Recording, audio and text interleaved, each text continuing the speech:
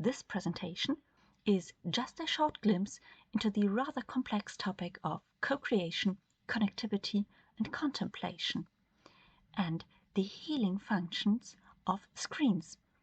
And it is an example which underpins the hypothesis that the actual effect of media configuration depends not so much on the technology, but on the actual usage of media and the ethics underlying the practices.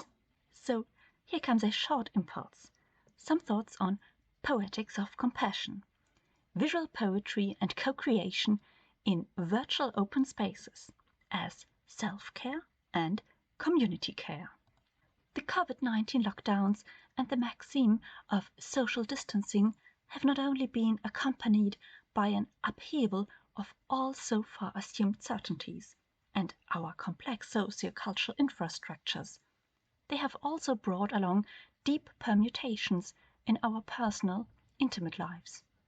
As closeness and connectivity are essential in times of cataclysm, and as the preservation and negotiation of the effects of the crisis and its consequences is one element in dealing with stress and anxiety, the impulse to document and reflect one's experiences, to reset one's focus, and to regain agency through co-creative practices and mutual care have gained momentum. This might be one reason why, during the lockdown, many virtual communities emerged, for example, social media initiatives with a documentary impetus, as well as collaborative web projects. In the Corona Diaries project, initiated by Francesca Panetta, for example, which is one of the many projects created during the Corona crisis, people from all over the world were invited to share their experiences during the pandemic using sound recordings that they uploaded on the website. The project documents the pandemic through personal stories, big and small, and all stories are welcome, as the capture on the website says.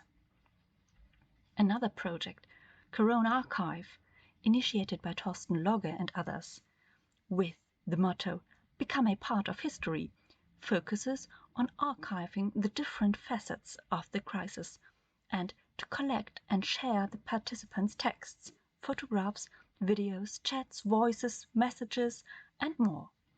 In this project, the guiding idea is to now document what in the near future, or the further future, might serve as the basis to create narrations of resilience, and to develop a feeling of community and of empowerment, of mattering in an utterly disruptive situation, and maybe to better understand what is happening around one.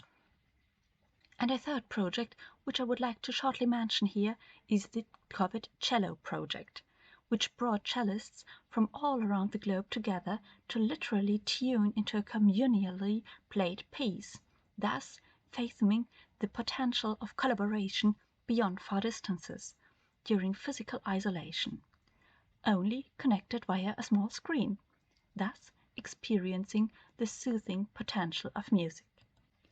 As these three projects have shown, and they are just standing as examples for a whole bunch of small media, co-creative, participatory projects, the spectrum is broad, and the motives for engaging in such initiatives are various, and often one and the same project serves different needs at the same time for different user participants.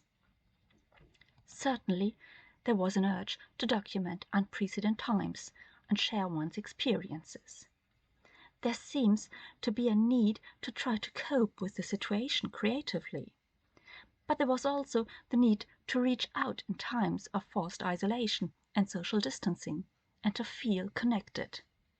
Foremost, however, such collaborative projects open a space for mediated self-care and caring for the other, online and on screen.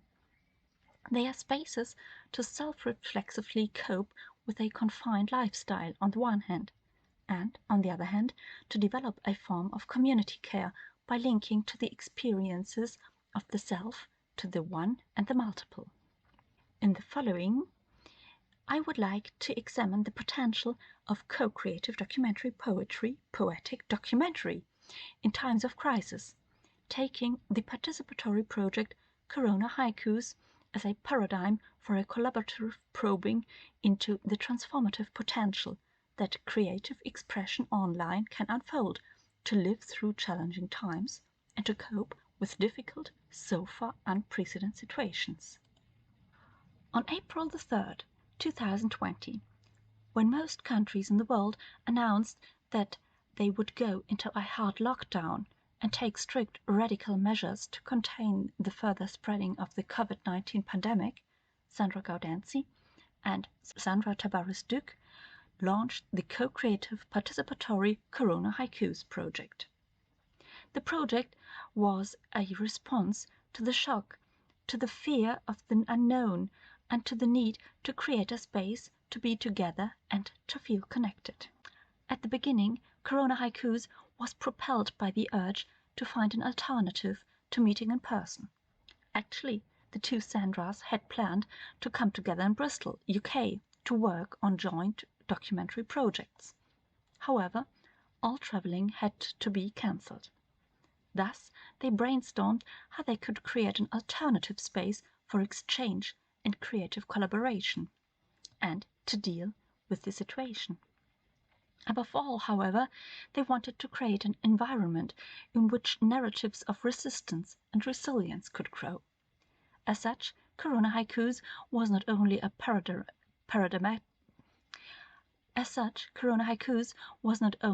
pragmatic adaptation to the situation with its restrictions.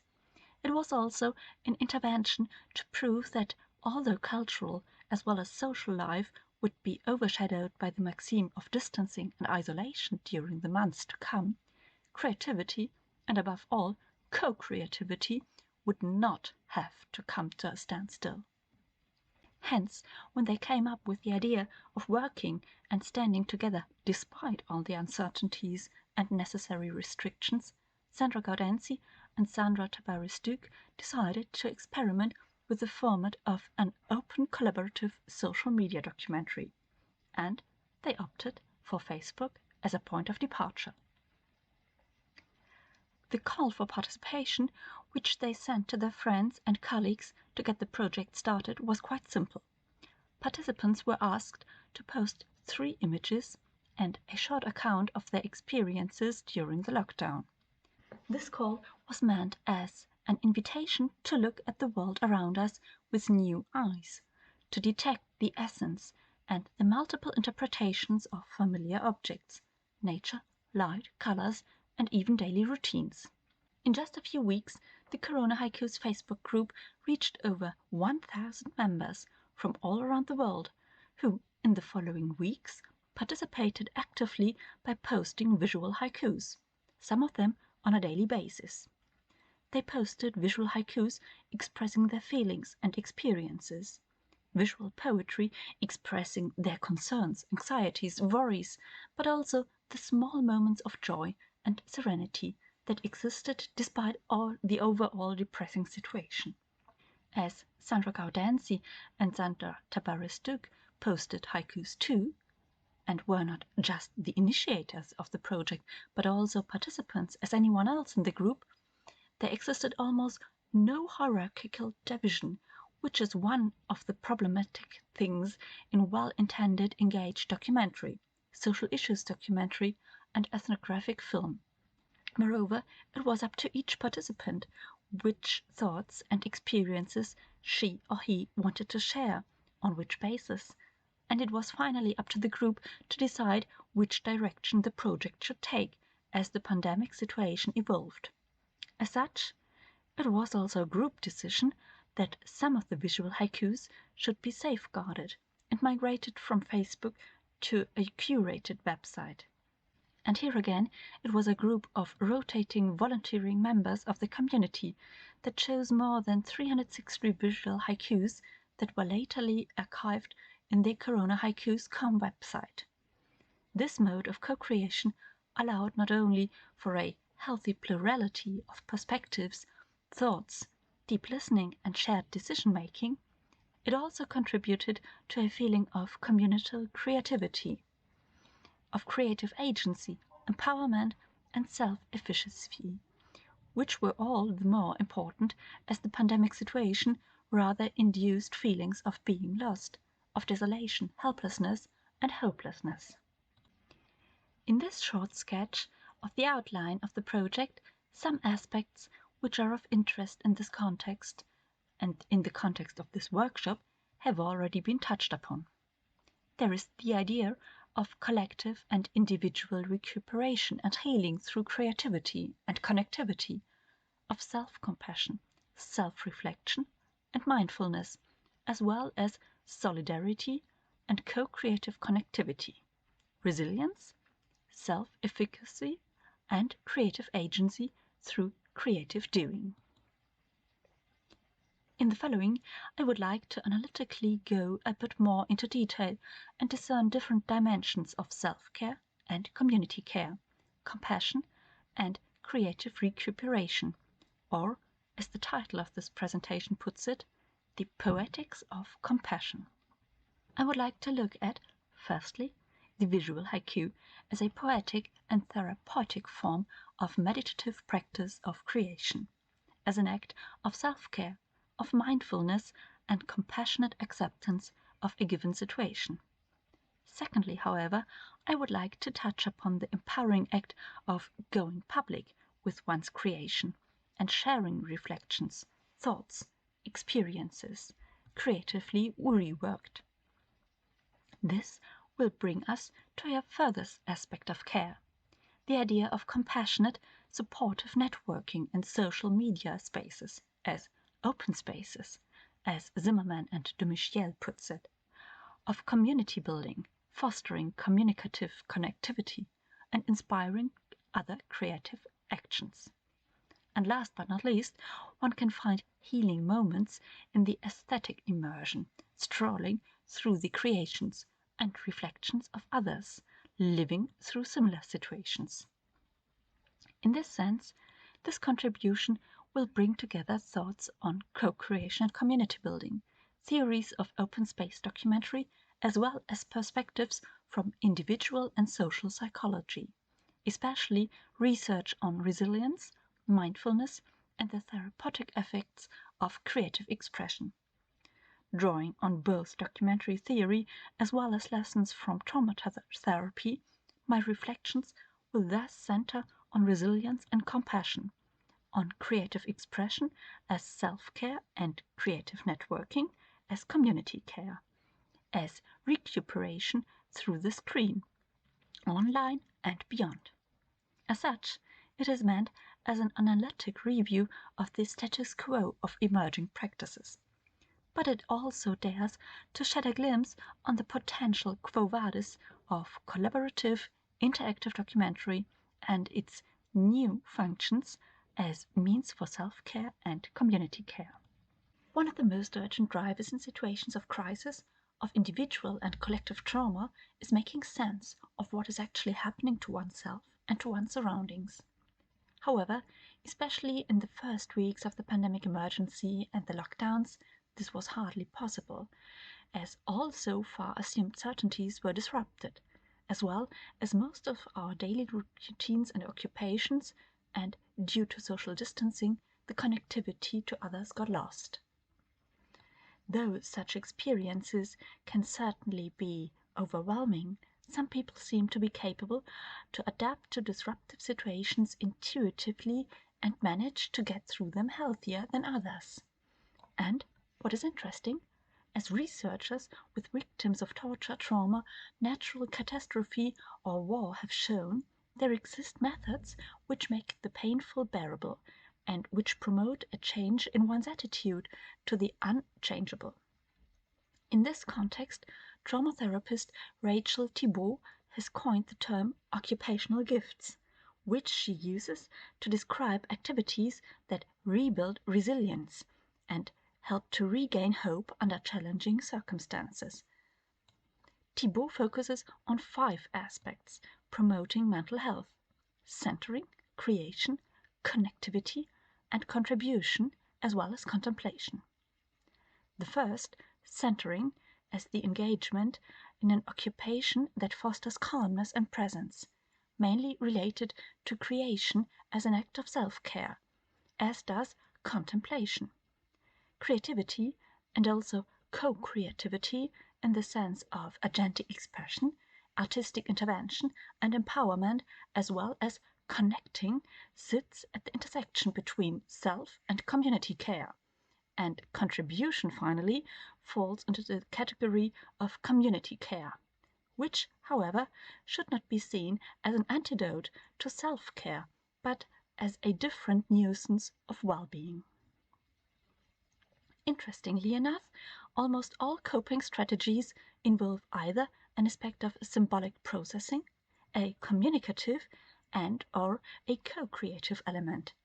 And even if, when initiating Corona haikus, neither Sandra Gaudenzi nor Sandra Tabares-Duke had primarily thought of the project in terms of resilience, healing, or recuperation, the project comprises, in one way or the other, aspects of what Thibaut, Kabat-Zinn, and others describe as mindfulness, as self-care and community care. Centering. The Corona Haikus project is based, as the title says, on the literary form of haiku poetry, a short, usually 3-line Japanese short poem. Wherein the literary haiku, it's 3 lines with a predefined number of syllables. A visual haiku consists of 3 pictures, associatively linked with an internal structure and imbued with a deeper truth, accompanied by 3 lines of poetic texts. Haikus have been used in the Zen tradition as a practice of mindfulness. Though there has been a hype around mindfulness, and the term is with us since the turn of the millennium, it is hard to define what is actually meant by it. Harris defines mindfulness as consciously bringing awareness to your here and now experience with openness, interest, and receptiveness.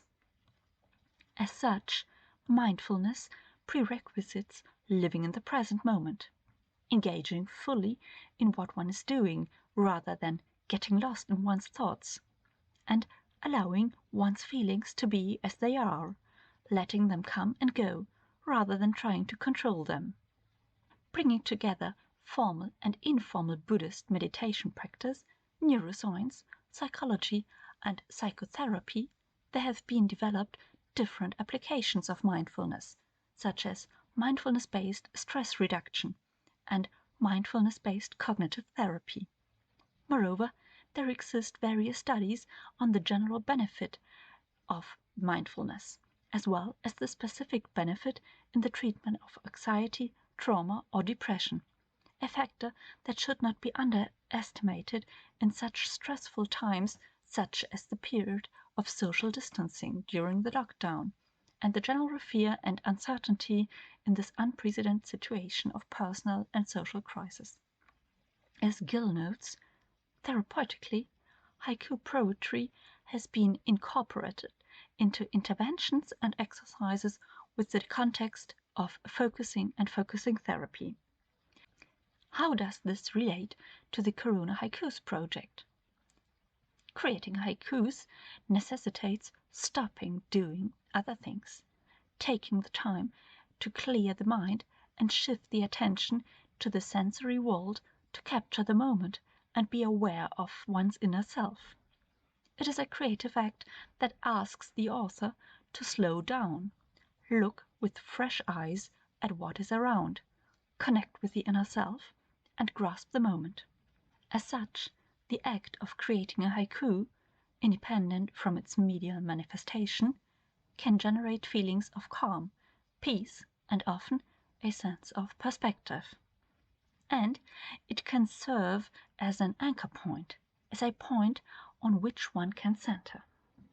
During the corona lockdowns, people suddenly had to change their daily routines and found themselves confined to their private houses with limited mobility, social interaction, and physical isolation.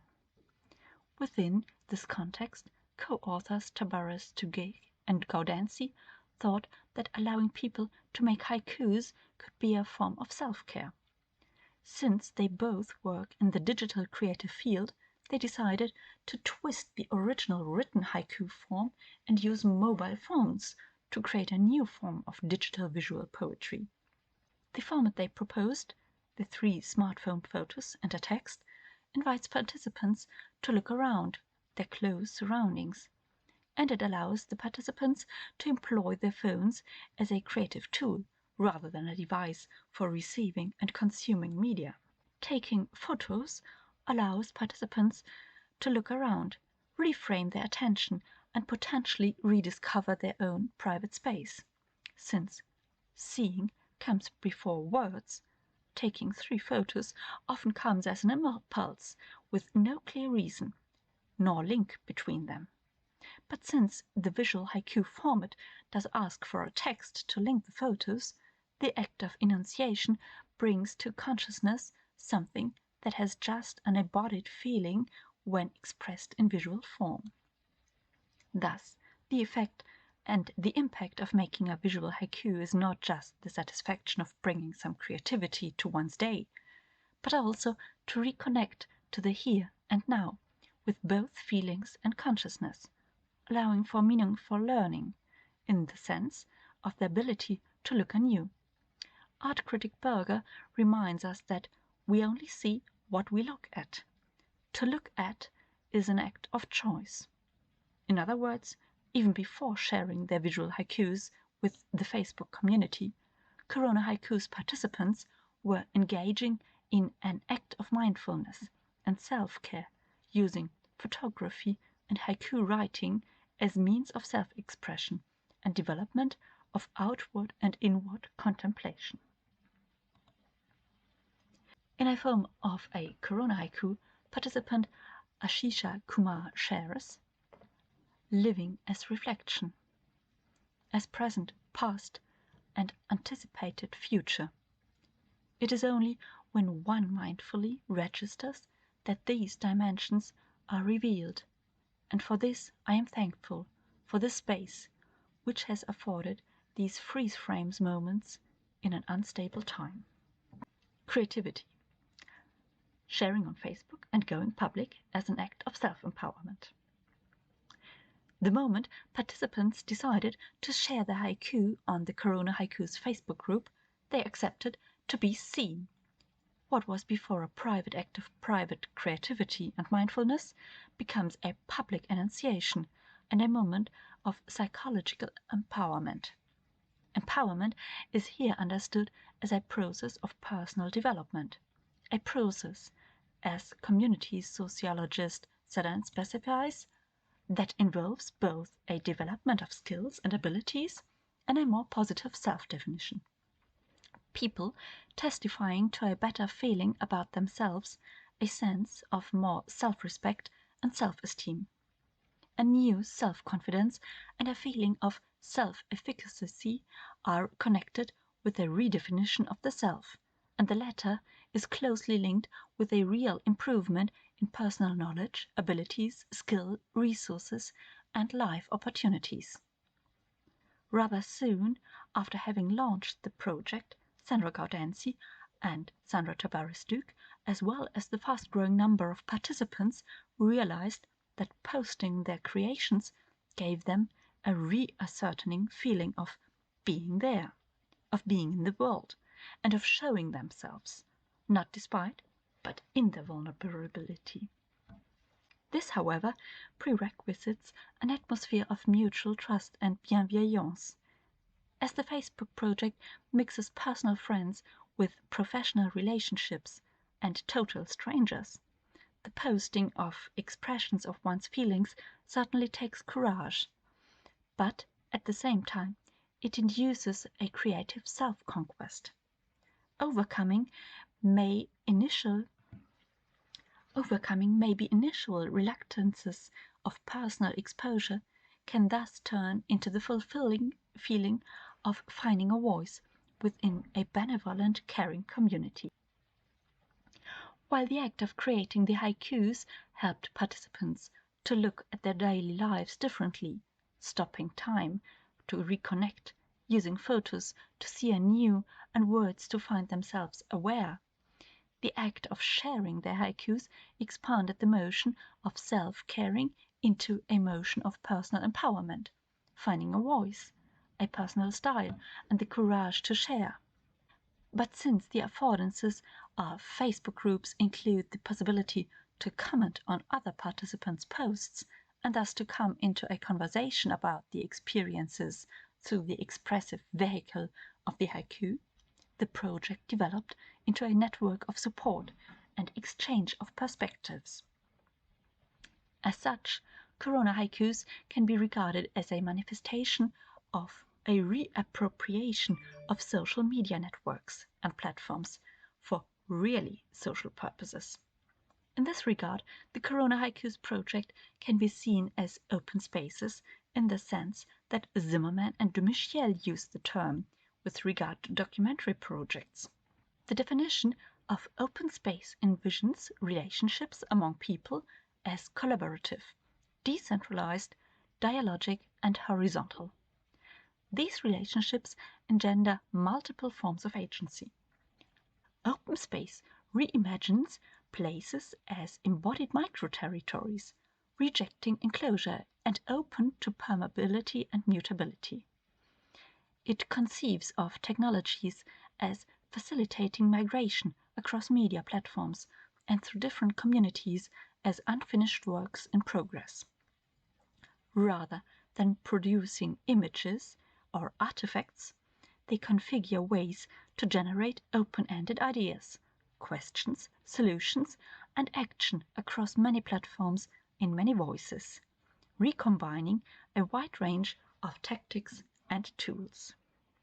Especially in the field of documentary making, the idea of open spaces is related to the concept of co-creation. In this context, co-creation can be characterized as practice of collaboration, contingency, horizontality, mutable agency, adaptability, decentralization, migration across media platforms and through different communities, permeability, and mutability are central. Hence, co-creation prompts conversations and connects people, and, according to Zimmerman and de Michiel, it helps to reclaim the pervasive social media environment from global corporativism.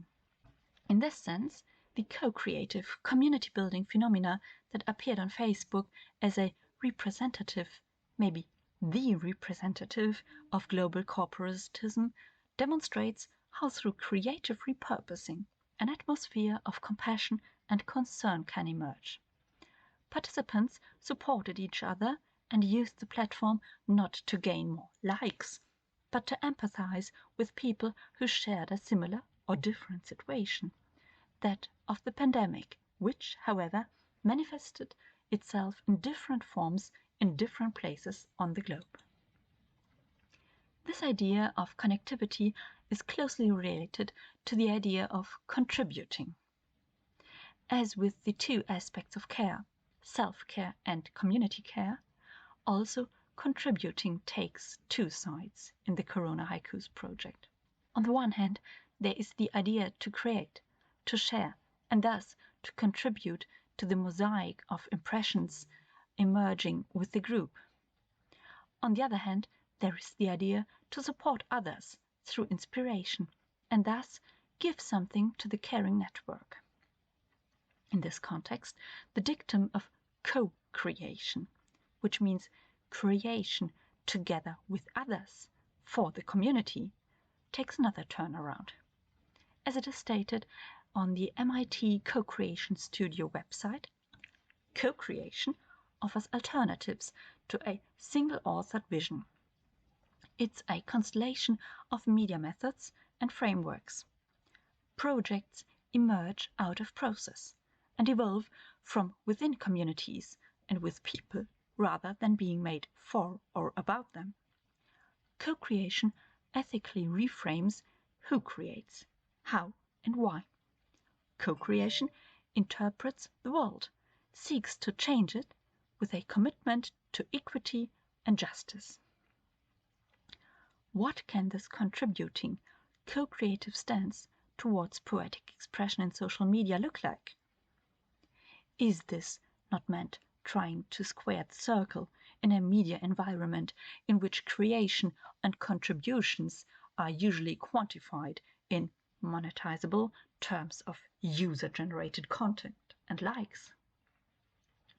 In a Corona Haiku post on 20th of May, participant Teresa Steglikova from the UK shares her feelings of sadness and grief throughout the poignant pink image of dark, empty spaces in between rays of reflected light on her wall. "The empty space is painful," she writes in the text of her haiku. The answer she receives is not a question about her grief, but rather an invitation to look differently at her very own images, and therefore her environment. Could one not look at the shadowy grasps as pauses before the lights start again, rather than a sign of emptiness? Although the discussions inspired by the project certainly did not provide definite answers, it provided a space for exchange, which, in fact, fully stands in the tradition of co-creative documentary practices, aiming not to impose one view or to provide one solution. The multiple perspectives of the participants encourage instead discussion. This created an open dynamic of intersubjective dialogue, as Zimmerman and Dumichiel puts it. So far, we have focused mainly on the active participation in the Corona Haikus project. However, I would like to draw at least shortly our attention to one last aspect in terms of poetics of compassion, that of contemplation.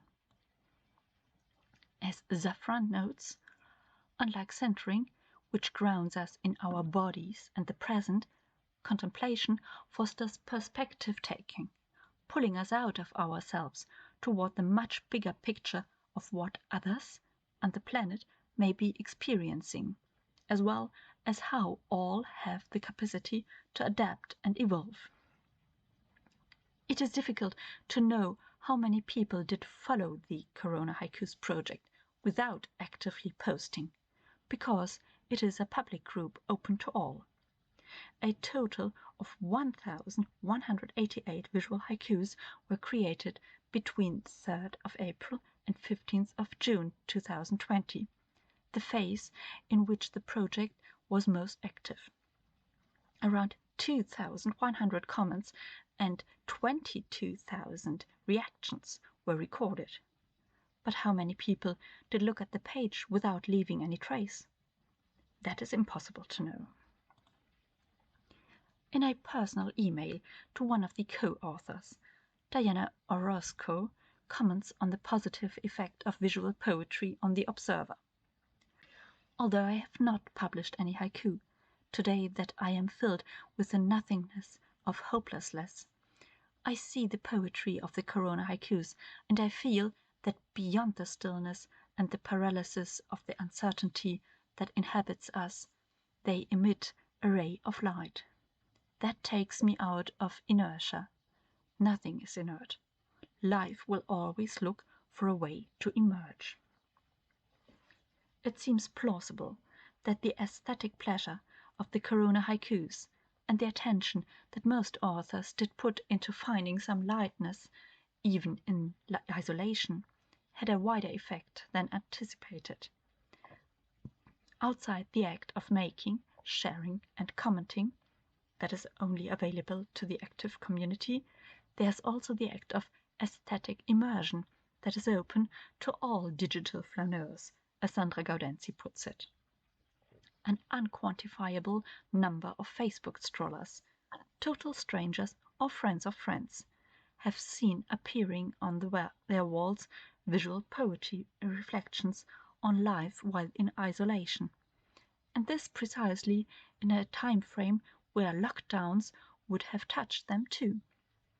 This passive audience is not part of the creative force of the collaborative project itself, but it is nonetheless part of its impact.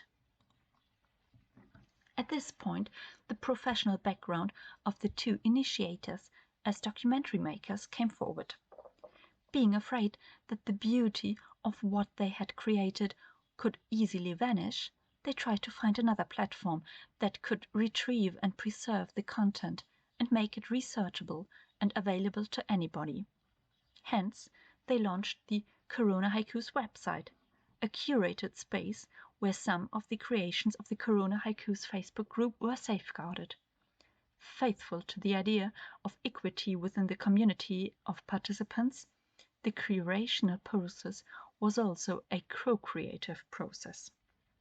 Volunteering participants took the roles of curators for 1 week and chose each day 5 haikus.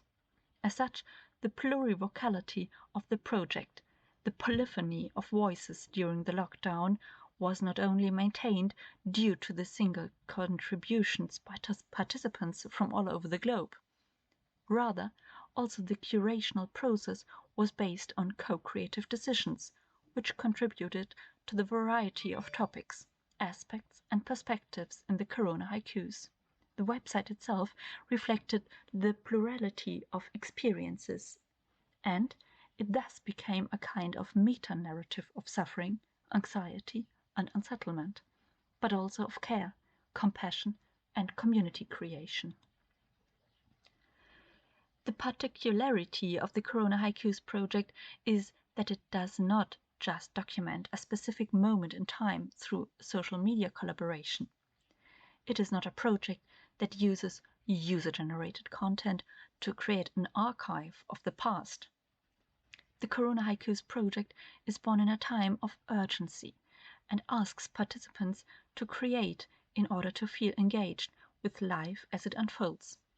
It is a space of action that allows participants to reconnect with their present in an act of self-care, to a community to support itself through the motion of community holding, and that welcomes the external observer. This external observer, however, is invited to contemplate on all the mosaic impressions contained on the site, to see different perspectives on a shared fate. And even though Corona Haikus certainly does not want to present a grand narrative of recuperation, it grasps moments of multifaceted wholeness in times of distress. At this point, with the idea of contemplation, we have come full circle, having pondered about aspects of centering, creative empowerment, connectivity, and contributing. What can be withheld after more than 1 year of living in more or less a state of emergency? In how far can visual poetry and co-creation open spaces be regarded as self-care and community care? And what can be deduced from all this? This short walk through different aspects of recuperation through screens and practices of compassion, self-compassion and compassion with others, have shown how a project born out of diverse and altering needs developed into a form of immediate caring and sharing, and how a commercial global social media network was repurposed and transformed into an ecosystem for individual and communal care, as well as personal and communal transformation in a time of crisis. The Corona Haikus project has fulfilled various individual as well as community needs, such as the desire to express oneself creatively and to feel connected. It can be seen as a response to the urge to find one's inner center and to regain creative agency, thus being an expression of self-care, self-empowerment, and self-compassion. But at the same time, it serves to soothe the need and to feel connectivity and contribution as expressions of community care and co-creative exchange. And it presents a space for contemplation and to reset one's focus, opening new perspectives on distress through zooming in and out on a challenging situation. Solidarity and community care are about linking the experience of the self to the one of the multiple. The interdependence between the individual level and the collective one is put in motion by the very act of sharing and commenting on screen, a dynamic interaction that allows a multiple-way dialogue that is potentially transformative at all levels. The double level of care, as individual self-care and community care, the Corona Haikus project is a further example that underlines a more universal tendency that is emerging in creative practices. A paradigm shift from representative forms of expression to performative and transformative, in this context, healing forms of expression, in which the process is at least as important as the actual outcome. As such, it remains exciting in which direction this project and the community will evolve in the future, and in which direction similar, yet certainly at the same time different projects might be fueled by the need to cope with the ups and downs of human existence.